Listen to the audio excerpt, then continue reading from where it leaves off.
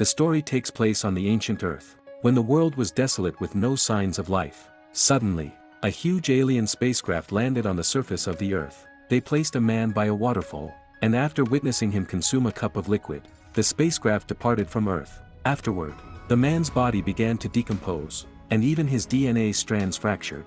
However, these DNA strands did not disappear. Instead, they recombined into new individuals. Fast forward to the year 2089, an archaeological team on the Isle of Skye in Scotland discovered an ancient cave, which was determined to be at least 35,000 years old. What surprised them even more was that the cave walls had a painting that had much in common with their previous finds, except that this painting was several thousand years older. In December 2093, a space expedition team composed of 17 members was traveling in space aboard a spacecraft named Prometheus, which was 34 light-years away from Earth. Due to the long journey, all crew members were in hibernation, except for an android named David, who was responsible for the daily maintenance of the spacecraft. David was a highly intelligent android who could eat like normal humans and had strong learning capabilities. His only flaw was that he was created by humans. A few days later, the spacecraft arrived at its destination. The first to awaken was Ms. Vickers, the daughter of the expedition's financier. After briefly consulting with David, she found out they had been in hibernation for approximately 2 years and 4 months, and everyone was in good health. David then woke up the rest of the crew. More than 2 years of hibernation had left everyone's bodies in a state of shock and spasms. But fortunately, this condition was temporary. After a brief replenishment of their strength, everyone was almost back to normal. Next, Vickers played a holographic projection for everyone, recorded 3 years prior by their employer, Wayland. Wayland had devoted his life to searching for the origins of life. The emergence of Dr. Shaw and Dr. Holloway had led him to believe that the answer was near. He invited them to the stage to discuss the purpose of their mission. Dr. Holloway displayed a video of photos collected from archaeological digs around the world, featuring the ancient Egyptians, Mayans, Sumerians, Babylonians, and a 35,000-year-old rock painting that could not be verified. These ancient civilizations had no apparent connections, yet they shared common features, depictions of humans worshipping a gigantic being who pointed towards some stars. According to the analysis by researchers, these stars actually represented a certain galaxy that also contained a sun. Long-range scans suggested that a moon in this galaxy might support life, and the spacecraft was near this moon. During the 2 years of hibernation, David had deciphered dozens of ancient languages and was confident he could communicate with the inhabitants of this planet, so he joined the exploration team. Soon, the spacecraft approached the surface of the planet. While searching for a landing spot, Dr. Holloway accidentally discovered a series of crescent-shaped structures, so regularly aligned that they could not possibly be natural formations, prompting the captain to land the spacecraft nearby. With only 6 hours until darkness, the captain suggested they explore the next morning, but Dr. Holloway could not wait. He donned his spacesuit, joined by Dr. Shaw, David, and several other crew members, and they set off. They were uncertain how the structure had formed, but one thing was clear: it was hollow and contained a vast interior space. Upon entering the structure, a geologist released electronic dogs, devices that scanned the surroundings into an electronic map. Although this process would take a considerable amount of time, they arrived at a crossroads where instruments showed low levels of carbon dioxide, suitable for human breathing. Dr. Holloway was the first to remove his mask, confirming that the air was even cleaner than on Earth. While exploring, David accidentally discovered a metal plate. He tried operating it, which suddenly triggered a flash of white light in the corridor, followed by several giant apparitions rushing past them. Intrigued by this phenomenon, they chased after the apparitions. Suddenly, they discovered one of the apparitions collapsed along with a body at the spot where it fell. Approaching cautiously, they found the body's head was missing. The geologist, who was only interested in rocks, became panicked upon seeing the enormous corpse, feeling that, given the circumstances, it was safer to return to the spacecraft. The biologist agreed, and they both retraced their steps. There was a giant door next to the body, which David, familiar with the mechanisms, managed to open by operating a controller on the wall. As they entered, they found a perfectly preserved human head on the ground, which Dr. Shaw wanted to take back for further research. Additionally, the chamber contained hundreds of identical jars. David carefully observed that each jar contained some kind of moving organism. He secretly took one of the jars and placed it in his backpack. Meanwhile, the captain noticed a storm cloud forming, a sign of an impending storm, and he immediately notified Dr. Shaw and the others to return to the spacecraft. Dr. Shaw packed the giant head into her backpack, and they all hurried back. However, Upon reaching the spacecraft, they learned that the geologist and biologist had not yet returned. The captain contacted them, finding they had gotten lost in the building, endlessly returning to their starting point no matter which direction they took. With the current wind speeds, it was impossible to send out a search party, so they would have to find shelter there for the night. Back in the laboratory, Dr. Shaw and her assistant conducted a thorough examination of the head, surprised to find that it was not a skull but a helmet. With the real head encased inside, David helped remove the helmet, revealing a well-preserved head with new cells growing on its surface. Dr.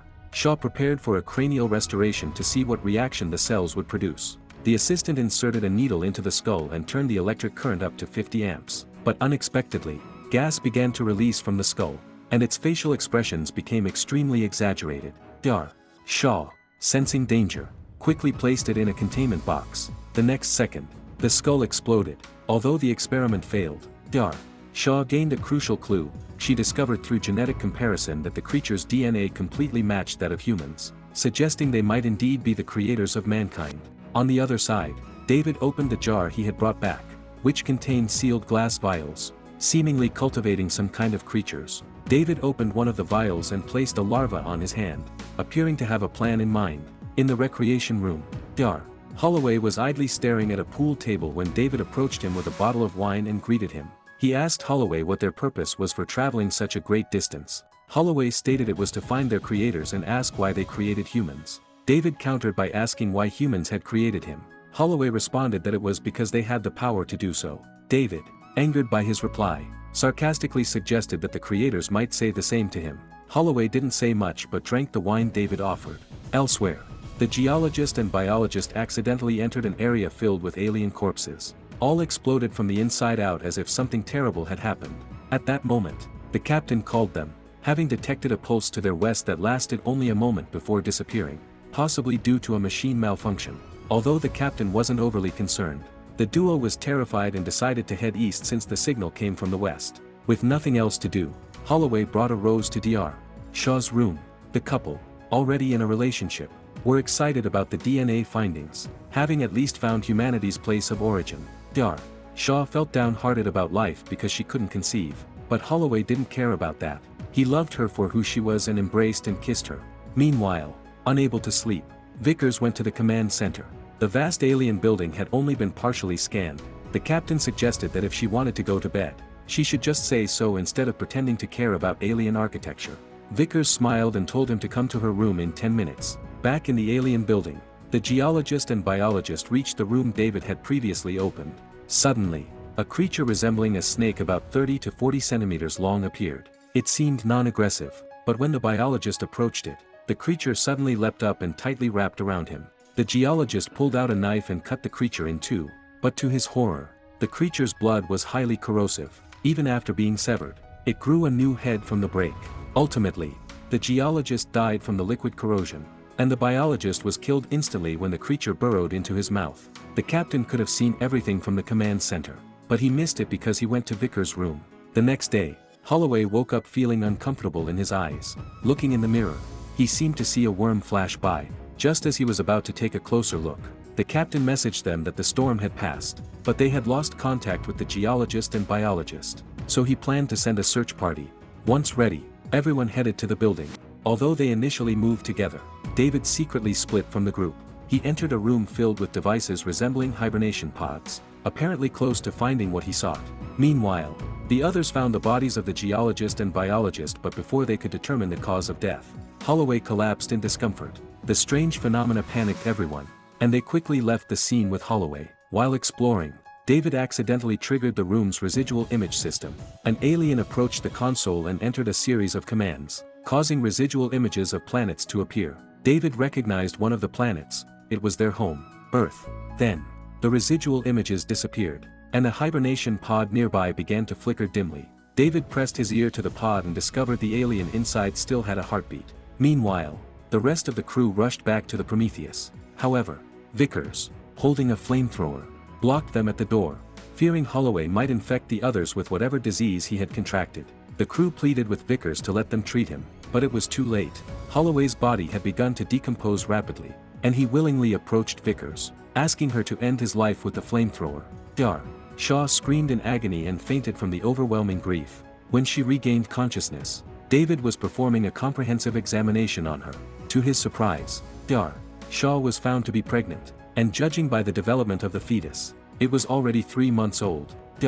Shaw couldn't believe it, as she was biologically unable to conceive, and she had been intimate with Holloway only 10 hours earlier. How could she be carrying a 3-month-old fetus? David noted that the baby's morphology seemed abnormal, prompting Shaw to realize that such rapid growth was not typical of a normal organism, so she pleaded with David to remove the fetus. However, David refused, saying no one on the ship was capable of performing such a surgery and that the best course of action was to place Shaw in hibernation until they returned to Earth. As he administered an anesthetic injection, 2 crew members prepared to transport her to the hibernation pod, but Shaw was feigning unconsciousness and managed to escape the infirmary. In severe abdominal pain, Shaw knew she had to find a way to remove the alien fetus. She rushed to Vickers' surgical med pod and demanded an emergency cesarean section. The surgery was successful, and a creature resembling an octopus was extracted from her. Despite the excruciating pain, Shaw forcibly stitched up her incision and fled the medical bay. Staggering weakly, she entered a chamber and found the project's financier, Wayland, who was supposedly dead 3 years ago. Wayland explained that he didn't have much time left and wanted to meet the creators, believing they could also save us since they had the power to create us. His goal was to obtain the secret of eternal life. Shaw asked if the human-like beings on the planet had been extinct. David replied that they hadn't all died. He had just found a survivor. Shaw wanted to stop him because the planet was terrifying, but ultimately, she agreed to proceed as she also wanted to understand the reason behind everything, including Holloway's death. Everything prepared, the group headed to the structure, which was now fully mapped and revealed to be not just a building but a massive alien spaceship. David had mostly deciphered the aliens' plan. They were headed to Earth with thousands of alien eggs, intending to bring destruction to humanity. Then, David awakened the alien in the hibernation pod. Wayland asked David to inquire how life could be sustained, but instead of responding, the alien broke David's neck and threw everyone to the ground. Shaw fled the control room, and the alien, instead of chasing her, boarded the pilot's seat and began to activate the spaceship. Shaw, while running, contacted the captain, warning that the alien intended to destroy Earth, and they must find a way to stop him. After deliberation, the captain decided to turn the Prometheus into a projectile by engaging the ion drive to collide with the alien spaceship.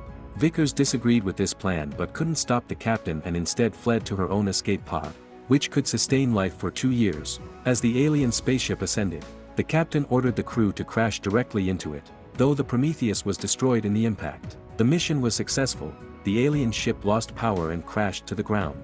Ironically, Vickers had just escaped from the Prometheus when the alien ship crushed her. With only 2 minutes of oxygen left in her suit, Shaw rushed into Vickers' escape pod to replenish her supply but was startled by noises from the medical bay. Grabbing an axe, she cautiously approached the medical bay door, only to see a gigantic tentacle emerge. The creature that had been removed from her had mutated. At that moment, David contacted her, stating the alien hadn't died and was heading towards the escape pod.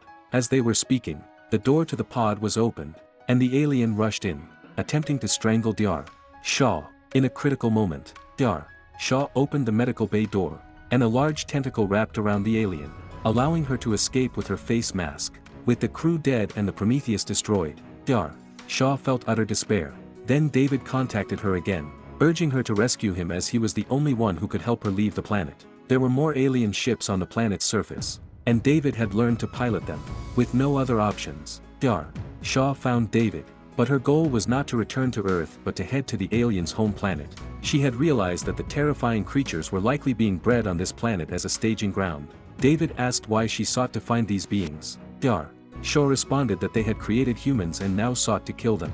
She needed to know why. As they headed to another ship, Shaw sent a final communication in the name of Prometheus, stating they had lost the ship and all crew. If anyone received this message, they should not seek the source of life, for there was only death here.